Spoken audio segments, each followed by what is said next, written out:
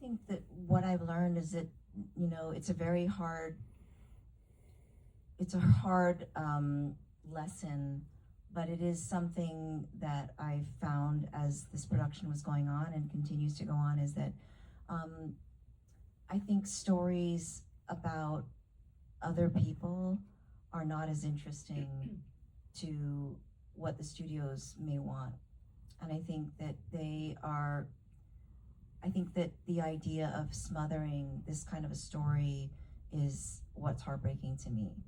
And watching, you know, independent films slowly, you know, go by the wayside, and to, you know, to kind of, I guess there's this feeling of losing our voices.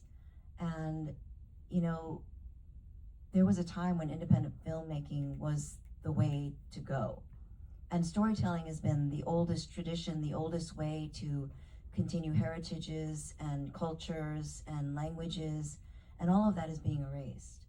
And so what I've learned is that we have a responsibility to push forward, not backwards, because we have no choice, and that it's not going to be an easy journey, and it's going to take a very long time, and it's going to require a great deal of unity and a great deal of effort, because it's really hard when you are trying to tell a story even about a real family, let alone another story that you might have fictionalized or thought was a wonderful idea.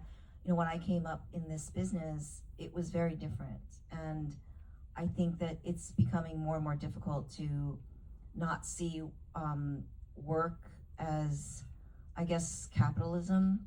And there's so much more that we have to share than money. And I think I've said the story before.